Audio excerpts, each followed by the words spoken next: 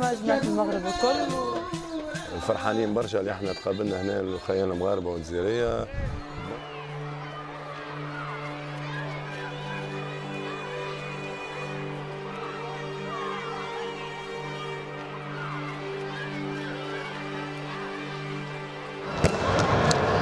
الاتحاد الرياضي الاسلامي الوجدي لكرة اليد السيدات الحمد لله بسم على واحد المسار استثنائي السنة الماضية في الإمارات العربية المتحدة واحتلينا المرتبة الثانية، وكانت المشاركة في تونس البطولة الموالية ضرورية لتأكيد الرغبة ديالنا والاستمرارية ديال مخطط الأعمال ديال النادي، إلا أن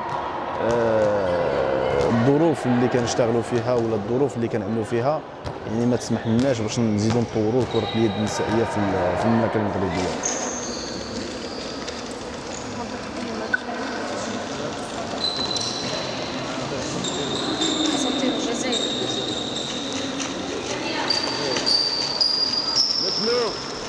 Je vois l'équipe d'Oujda participer, et c'est pas la première fois.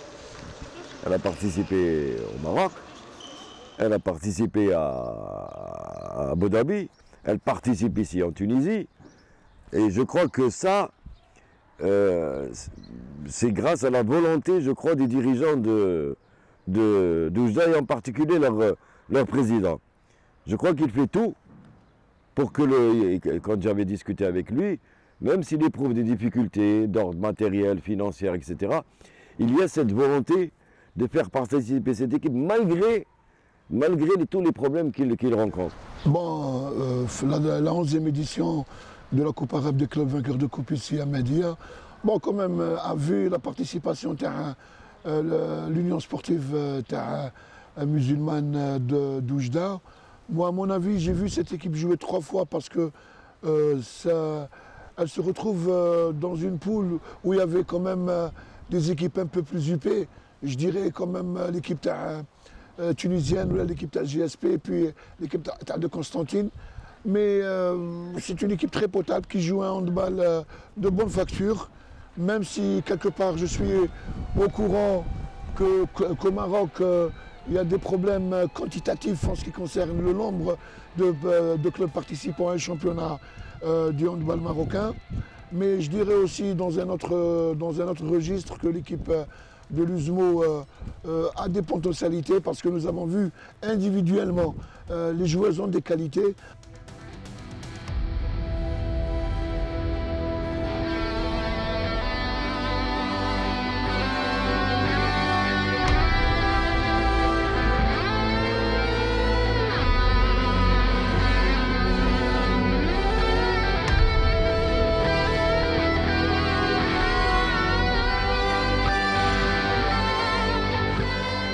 أنا عجبوني في المغرب أكثر ما كيش نسمع عنه كي نشوف في المغرب ما ثماش شامبيونا مازال ما بداتش، نقول سي بيان اللي هما شاركوا وجاو باش ينوروا بلادهم ويعاونوا بلادهم ويهزوا راية المغرب معاهم.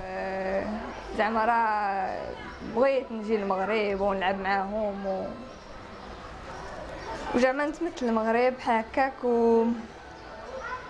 والامبيونس ما بين زعما ما بين البنات في ليكيب راه زعما تبارك الله على البنات راه دخلوا لي في خاطري وراهم عزاز عليا.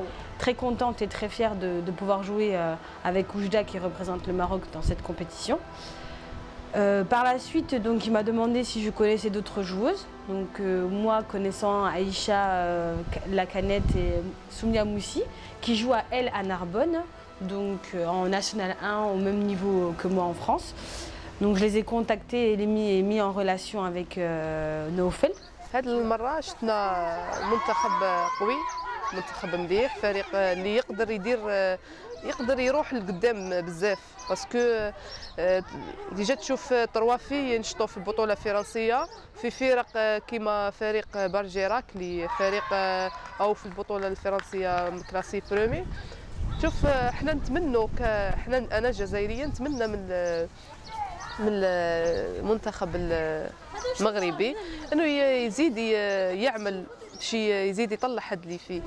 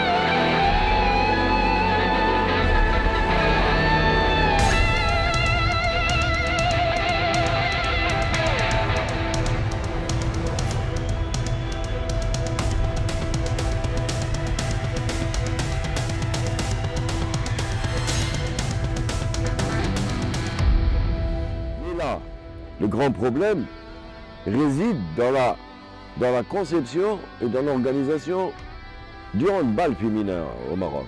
Il faudrait reconstituer cette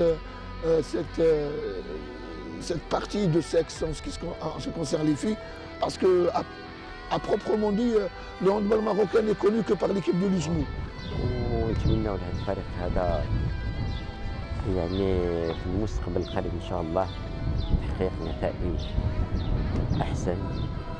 ونشكر جميع لي زاكومبانياتور تاع الفريق وفريمون والله سيت ان بليزير دو لي افوار سا دي بارمي نو و فورس ما حسيناش باللي هذه ايكيب تاع وجده ولا هذه ايكيب تاع الجزائر ولا هذه ايكيب تاع اخر. سي اون سي سونسي كوم اون فامي كي في الدوار. أنا يعطيهم الصحة يعني على المجهود اللي يقوموا به ونتمنى لهم النجاح في المستقبل إن شاء الله.